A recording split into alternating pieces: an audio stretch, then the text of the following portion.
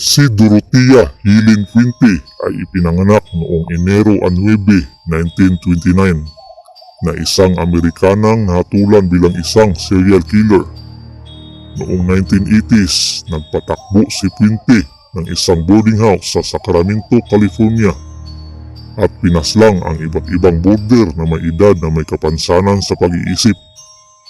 Ang kanyang kabuuang bilang ay umabot sa 9 na kumpirmadong pagpatay at 6 na hindi kumpirmado.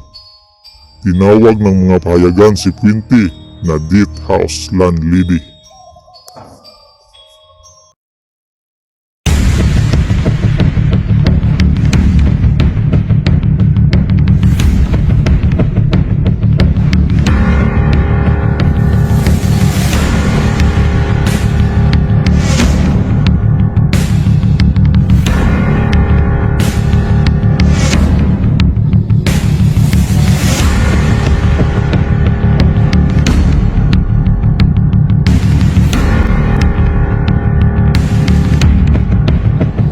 Bago tayo magpatuloy sa video nito, make sure na nakasubscribe ka na at nahit mo na ang notification bell para always ka updated sa video na ina-upload ko.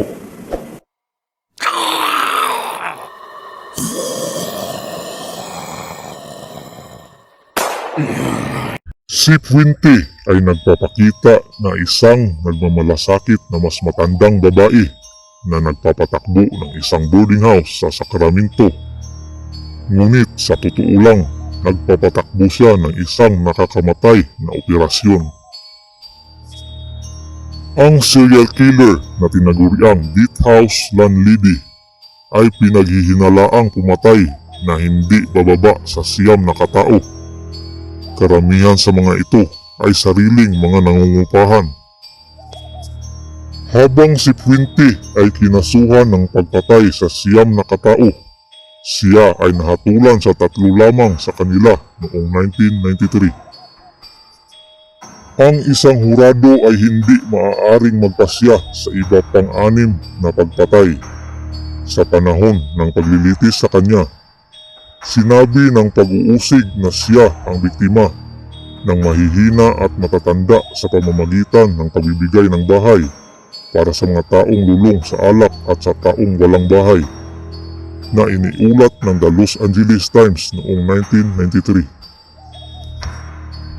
Inakusahan nila siya sa pagpatay sa mga taong ipinangako niyang tutulong para sa kanilang kapansanan at mga tsiki sa Social Security, hanggang sa siya ay namatay sa bilangguan noong 2011.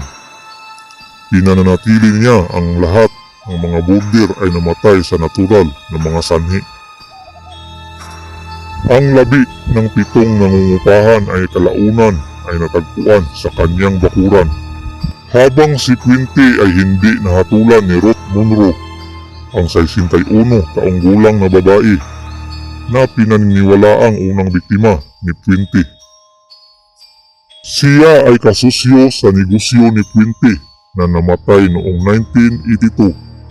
Mas mababa sa 3 linggo pagkatapos niyang lumipat kasama si Puente.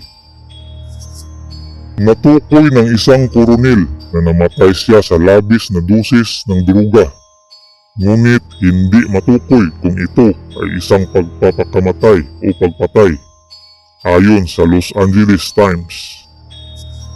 Sa ilang sandali lamang matapos ang kahinahinalang pagkamatay ni Monroe, si Puente ay naaresto para sa lahat ng mga bagay: pagdruga ng matatandang tao at pagnanakaw ng kanilang mga tsiki sa benepisyo.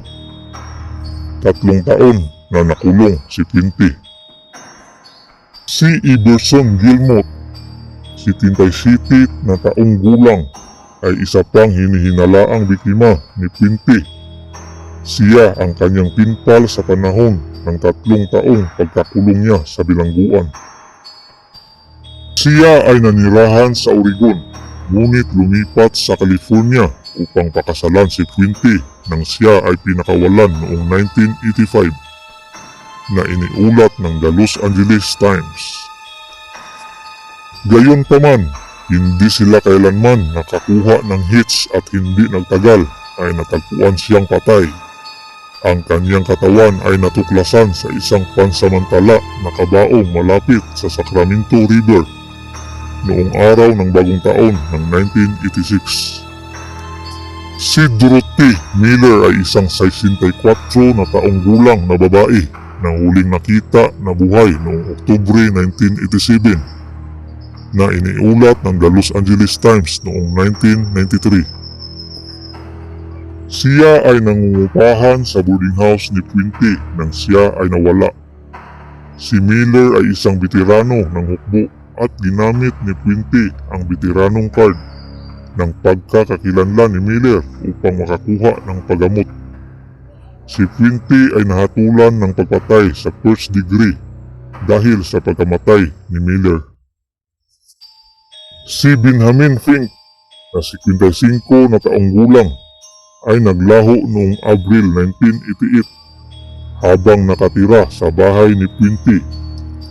Huli siya nakita matapos sabihin ni Puente sa isa pang nangungupahan na kukunin niya si Ben sa itaas.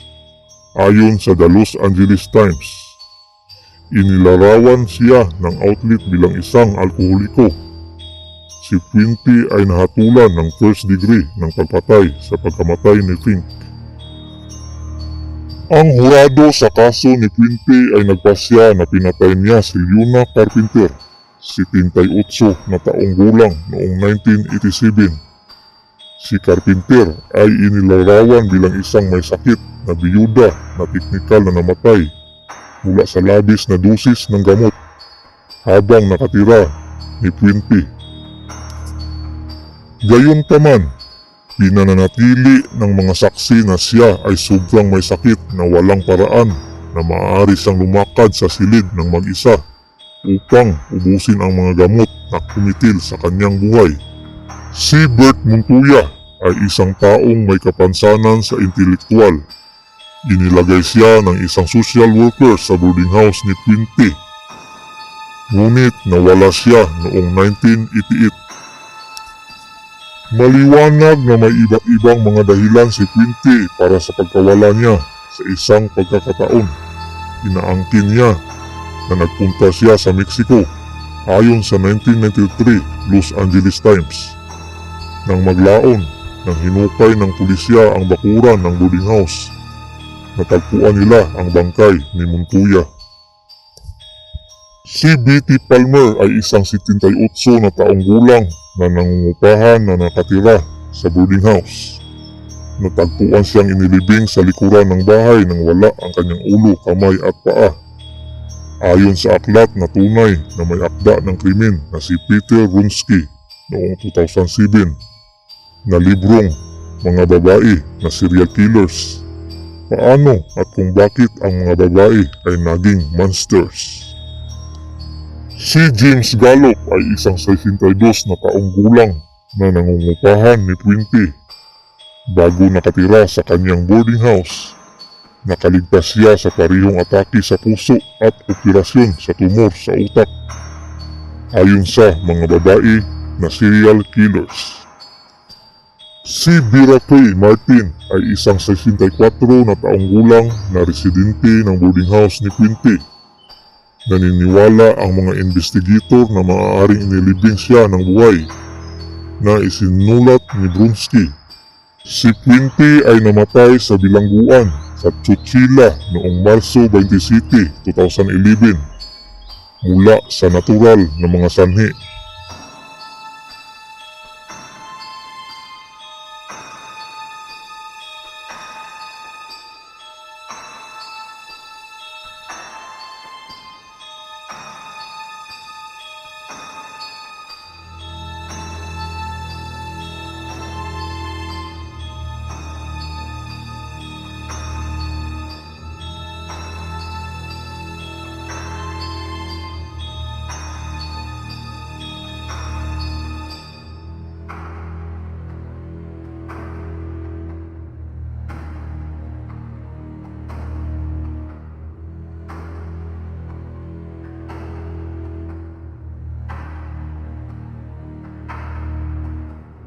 Thank you for watching guys.